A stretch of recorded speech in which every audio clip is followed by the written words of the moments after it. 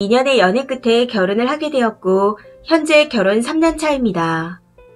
결혼 전 저는 청약을 넣어 당첨된 아파트에서 거주를 하고 있었고 아파트는 경기 외곽으로 빚 없이 모아놓은 돈과 부모님의 지원으로 매매했습니다. 첫 독립이라 가정 가구도 혼수급으로 채웠었고요. 그렇게 지내던 중 남편과 연애를 시작하게 되었고 시간이 흐른 후 자연스럽게 결혼 이야기가 오가게 되었습니다.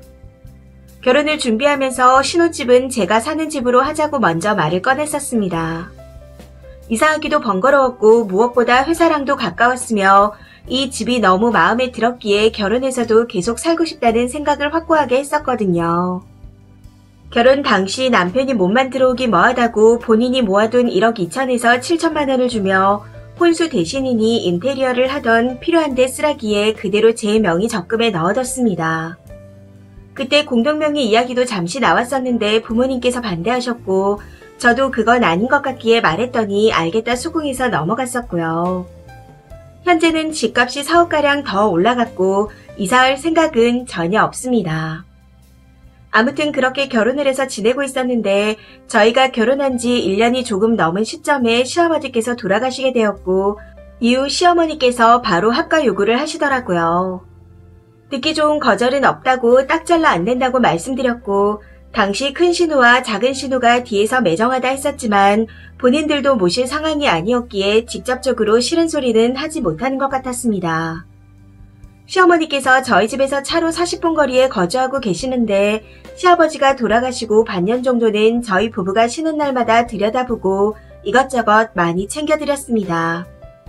저도 일을 하는 사람인지라 음식 같은 건 못 해드렸지만 물질적으로는 부족함 없이 해드렸다고 생각하고 있어요. 여기서 참고로 큰 신우는 지방에 살고 있었고 작은 신우는 시어머니 댁에서 차로 20분 거리에 살고 있었습니다. 아무튼 그러다 1년 전 시어머니께서 갑자기 쓰러지셨는데 2주 정도 병원에 입원한 뒤 약물 치료를 하시게 되었습니다. 거동이 불편하지 않으셨지만 정신적으로 너무 힘들어하셨고 혼자 있기 무섭다며 매일같이 우는 소리를 하시더라고요. 그래서 남편 신우들과 합의 후 저희 집에서 6개월을 지내시고 이후 큰 신우가 남편의 사업을 정리하고 올라와서 모시기로 했습니다. 작은 신우는 애들이 줄줄이 소세지인 상황인데다 이혼 얘기까지 오가고 있어 답이 없다 하기에 제외를 했었고요. 나중에 우리 부모님도 같은 상황이 될 수 있다 생각하니 마음이 약해지고 시어머니가 짠해 보여 6개월쯤이야 하는 마음으로 셋의 동거가 시작되었습니다.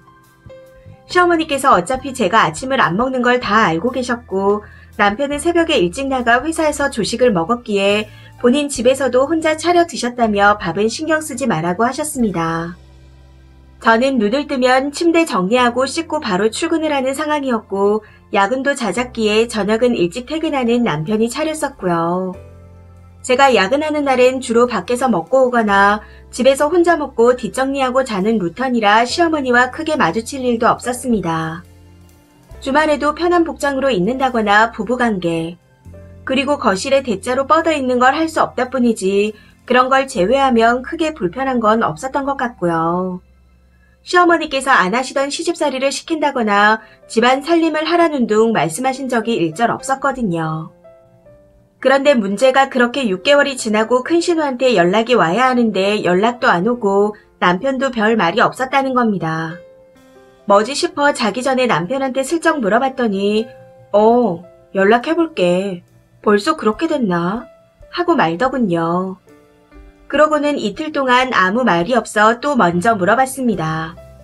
그랬더니 너무 바빠서 연락을 못 해봤다며 지금 해본다고 하더니 통화 좀 하고 올게 하고 밖으로 나가더라고요. 나간 지 30분 정도 지나서 들어와서는 누나가 한 달만 더 기다려달라고 했다는 겁니다. 큰 신우 남편 사업에 문제가 생겼다며 얼른 정리하고 올라온다고 했다면서요. 당시에는 사정이 생겼나 보다 하고 별 대수롭지 않게 생각하고 약속 꼭 지키라 했고 알겠다 하길래 믿고 넘어갔습니다. 그런데 약속한 한 달이 지난 후에도 또 아무 말이 없길래 남편에게 물어봤어요. 제 물음에 남편이 한숨을 푹 쉬며 이런 건 참 기억 잘하네 라고 하면서 알겠다고 하는데 순간 뭐지? 싶었습니다. 그래도 마음이 편하지 않겠지 싶어 더는 말하지 않았고 제가 얘기 안 하니 하루, 이틀, 나흘, 일주일. 그렇게 시간이 또 지나가더군요. 그쯤부터 시어머니께서 점점 제 눈치를 보는 게 티가 나고 제가 퇴근하고 집에 돌아오면 왔니? 하시고는 방으로 들어가는 날이 많아졌습니다. 뭔가 이상하다는 느낌이 들어 큰신우한테 직접 전화를 걸었는데 번호가 없는 번호라고 하더라고요. 진짜 너무 당황스러워서 몇 번이고 다시 걸었지만 계속 결번이 나오길래 카톡을 찾아봤더니 카톡은 그대로인 듯 했습니다. 그래서 톡으로 형님 하고 보냈는데 답이 없더라고요. 남편한테 전화해서 물었더니 집에 가서 얘기하자 그러는데 너무너무 답답해서 하루 종일 일이 손에 안 잡혔던 것 같습니다. 그날도 역시 집에 도착했더니 시어머니께서 저를 보시고는 왔어? 하고 방으로 들어가시더라고요. 저는 그러거나 말거나 답답한 마음에 남편에게 먼저 어떻게 된 거야? 왜 큰신우 번호가 결번이고 카톡을 보내도 답이 없어? 뭐야?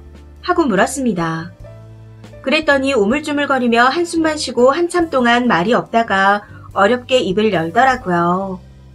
큰신우와 2달 전에 통화를 했었답니다. 매형이 사업을 접고 슬슬 올라오려는데 동업하는 사람들이 엮여있는 와중에 매형이 사업자를 또 내게 되었다고. 그러면서 동업자들한테 돈을 빼주고 정리를 해야 하는데 당장 돈이 없는 상황이라 시어머니의 집을 담보로 대출받아 정리했고 본인들의 집을 팔고 바로 시어머니 대출금을 정리한 후 그 집으로 들어가 모시고 산다고 했다더군요. 시어머니께서는 그 말을 철석같이 믿고 최대로 해서 1억 4천 정도를 대출받아줬는데 2주 뒤 또 연락이 오더니 2천 정도 모자란다며 남편한테 좀 도와달라고 했다는 겁니다. 집 내놓고 계약서만 쓰면 되는 상황이라며 올라가서 바로 갚겠다고 해서 돈을 보냈는데 그 뒤로 연락이 안 된다고 하더라고요. 여기까지만 해도 너무 화가 나는데 그 뒤 남편이 하는 말이 정말 어이가 없었습니다. 졸지에 시어머니께 빚이 생겨 남편이 모아둔 돈을 털어 8천은 갚았는데 6천은 도저히 구할 데가 없다며 저희가 사는 집을 담보로 대출받아 갚자고 하는 겁니다. 그것도 아니면 본인이 결혼할 때 준 돈이 있지 않나며 그걸로라도 막자고 하더라고요. 솔직히 이러이러한 상황이니 혹시 좀 도와줄 수 있을까? 미안해.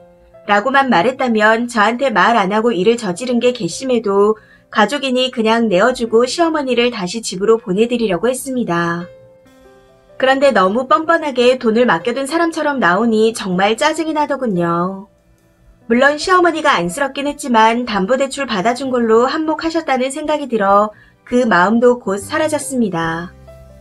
저희 집에 계실 때 한 번을 안아본 신우 내외인데 아무리 자식이라 해도 뭘 믿고 그 큰돈을 덥석 내어준 건지 이해가 되지 않아 화도 났었고요.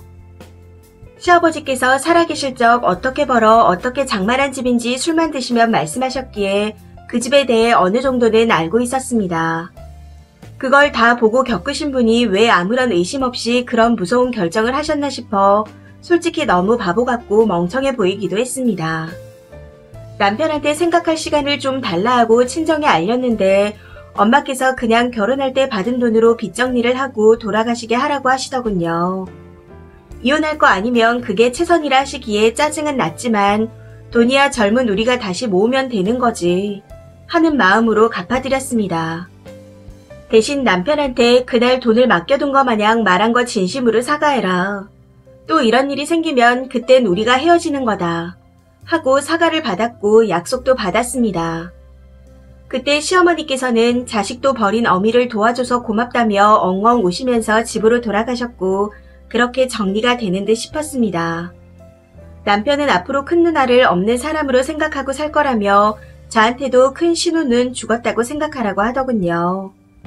저도 그럴 거라고 그게 어디 사람이냐며 소주 한잔 하면서 이야기를 했었고 시어머니께는 꼭 신고하시라고 일러두었습니다. 그리고 남편은 2천만 원 민사소송을 걸어두고 그 일을 마무리 지었어요. 그렇게 그 일이 있고 나서 시어머니한테 정이 좀 떨어져서 시댁 방문을 안 하고 지내며 코로나 핑계로 전화 안부만 가끔 드리며 지냈었습니다. 남편도 일이 바빠져서 5개월 정도 못 갔었고요. 그리고 남편 소송건은 큰신우의 주소지가 불분명해서 우편물이 도착하지 못한다며 주소를 변경하라는 보정 명령이 계속 와서 진행이 더뎌지고 있었는데 그쯤 또다시 일이 터졌습니다. 불과 2주 전이네요. 남편과 자려고 누웠는데 누가 현관문을 두드리는 겁니다. 벨이 있는데 똑똑도 아니고 진짜 쿵쿵거려서 너무 놀라 인터폰을 확인했더니 시어머니께서 계셨습니다. 남편과 저는 얼굴을 마주보며 서로 무슨 일이지? 하는 표정을 지었고 나가보니 시어머니께서 제발 도와달라며 우시더라고요. 일단 들어오시게 하고 소파에 앉아 이야기를 나누었습니다. 무슨 일이시냐? 왜 그러시냐? 이 시간에 어떻게 오셨냐? 하고 물었더니 사실은 큰 신우가 3달 전부터 남편과 이혼을 한다며 시어머니 집에 와 있었다고 합니다. 남편과 저한테 절대 말하지 말라고 해서 말 안 하고 같이 지냈었는데 애 양육권을 무조건 가져오고 싶다며 애만 데려오면 시어머니 큰 신우 그리고 손녀와 함께 셋이 평생 같이 살자고 했다는 겁니다. 그래서 어떻게 하면 데려올 수 있냐 했더니 경제력이 있어야 하는데 본인이 지금 돈벌이도 없고 집도 없으니 우선 집을 본인 명의로 돌려주고 양육권을 가져오면 바로 시어머니 명의로 돌려놓겠다고 했답니다. 시어머니께서는 그 말을 듣고 1달 반 전 한치의 의심도 없이 집을 큰 신우 명의로 변경해 주었고 증여세까지 내줬다고 하시더군요. 그런데 얼마 지나지 않아 집을 보러 왔다며 부동산에서 왔다 갔고 큰 신우는 또 연락 두절이라고. 그러면서 어떻게 해야 되냐. 무서워서 혼자 못 있겠다. 나 좀 살려줘라. 하며 엉엉 우시는데 진짜 어른한테 이런 말 하면 안 되지만 세상에 이렇게 멍청한 인간이 또 있을까 싶었습니다. 그 와중에 남편은 엄마 괜찮아. 여기 있어.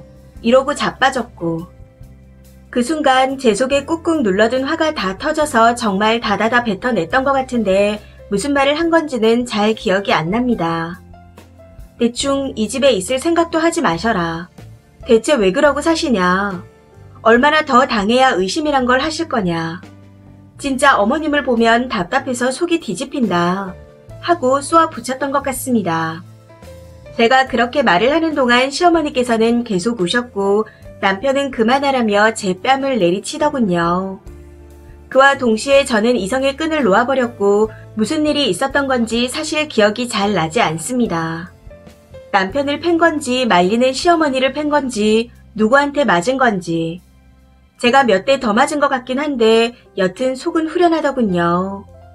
결국 늦은 밤에 우당탕 소리가 나서 그런지 아래층에서 시끄럽다며 경비실에 호출을 했고 경비원 분께서 저희 집에 올라왔다가 싸우는 소리가 들려 경찰에 신고를 하셨더라고요. 경찰이 오자마자 상황을 설명하고 어떻게 하실 거냐는 물음에 남편은 죄송하다. 그냥 가셔도 된다. 하고 말했는데 제가 정말 죄송한데 너무 무서워서 그러니 저 두 인간 다 못 들어오게 해주세요. 하고 요청을 한 후 경찰분들과 함께 밖으로 내보내고 문을 잠궈버렸습니다. 밖에서 말소리와 초인종 소리가 몇 번 들리다가 경찰분들은 가신 것 같았는데 남편과 시어머니 둘은 중얼거리다 초인종을 누르다 도어락을 만지작거리다 하더라고요. 안에서 다 잠궈버려서 문이 안 열리니 어디에 간 건지 한참 후 인터폰을 보니 사라지고 없었습니다. 그래서 혹시나 하는 마음에 핸드폰을 확인해봤더니 부재중 전화가 엄청 와있기에 그냥 다 차단해버렸습니다. 그리고 다음날 회사에 연차를 쓰고 도어락 비번을 바꿨고 집에 있는 남편의 집을 정리해서 문 앞에 내놓았습니다.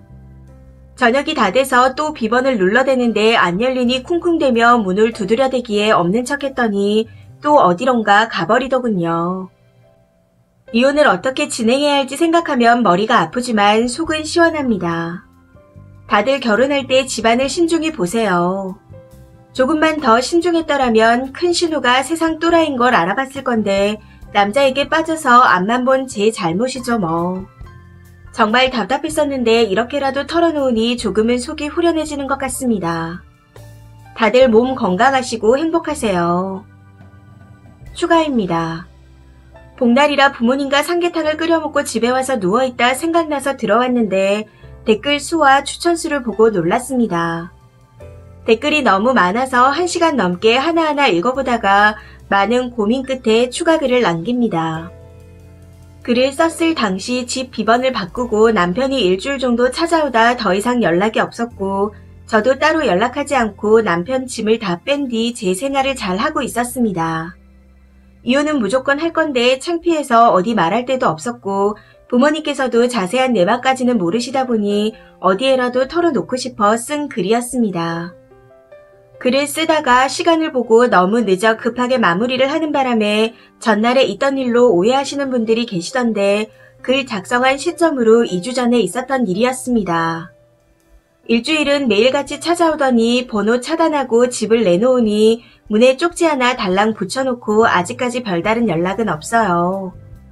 쪽지에 언제든 진정되면 연락해. 이게 다였고 저는 5일 전 장문으로 이혼 의사를 밝혔습니다. 분명히 읽었을 텐데 별다른 연락이 없는 걸 보니 합의를 한다는 건지 소송을 걸라는 건지 무슨 뜻인지는 모르겠지만 저는 꼭 이혼을 할 거고 준비 중입니다. 부모님과 상의하고 변호사 상담을 받았고 모레 또 상담하러 갈 예정이에요.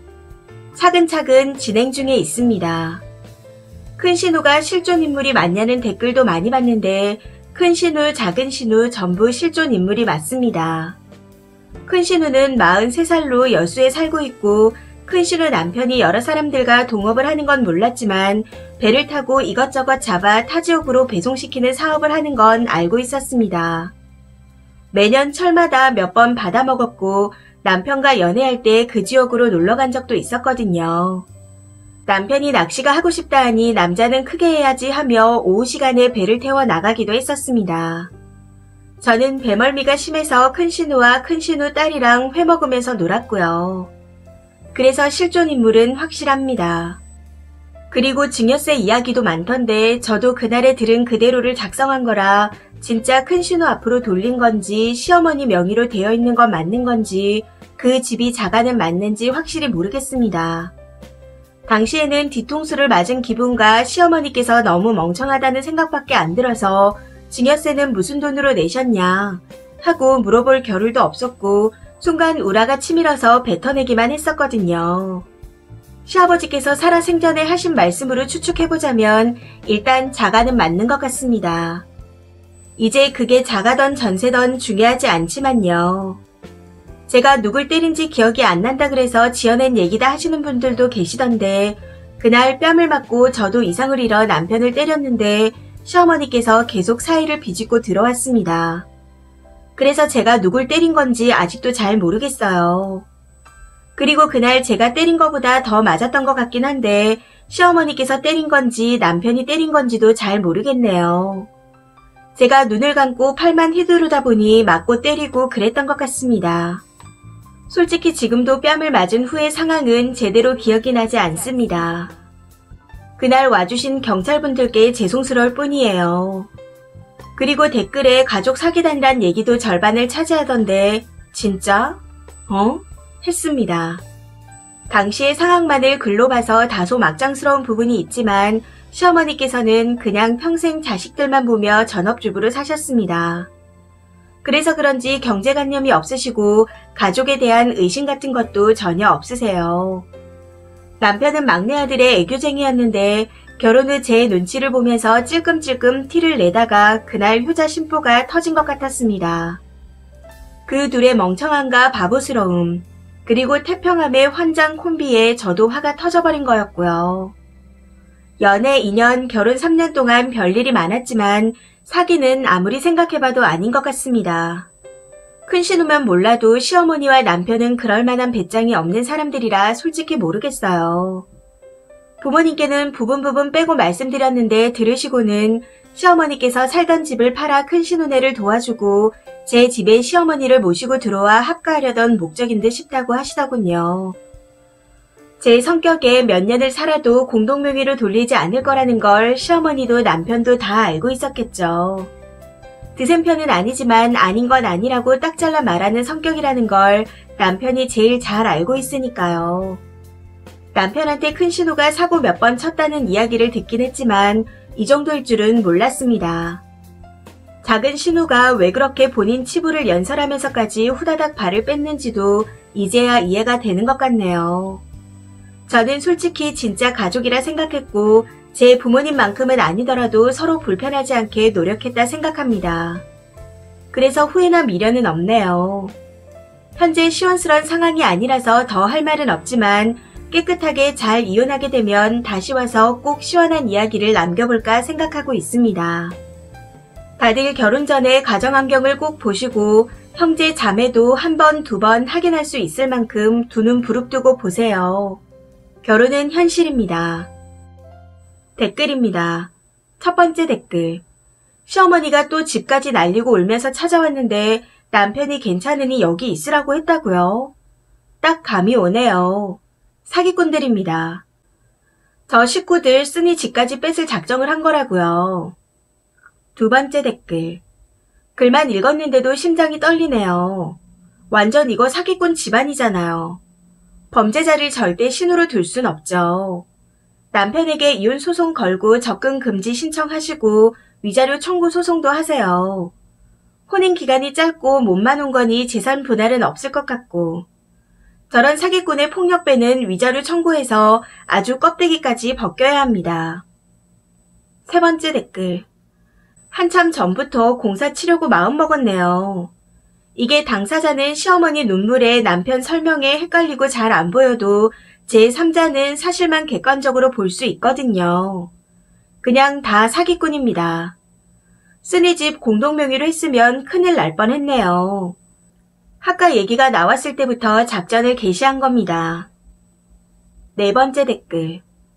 남자가 처음 맨몸으로 들어오면서 공동명의 얘기했을 때부터 싸하지 않던가요? 남자만 보고 결혼했다면서 남자 자체도 좋은 사람이 아니구만. 도대체 뭘 보고 결혼을 하신 건지. 그 다음에도 계속 쓰니 재산을 자기 거라 생각하고 모렴치하게 행동했는데 이미 늦었지만 그때라도 정리하셨으면 이렇게 더러운 걸 안 보셨을 텐데 지금이라도 이혼하신다니 다행입니다. 앞으로는 꽃길만 걸으시길. 이 사연은 여기까지입니다. 시청해주셔서 감사합니다.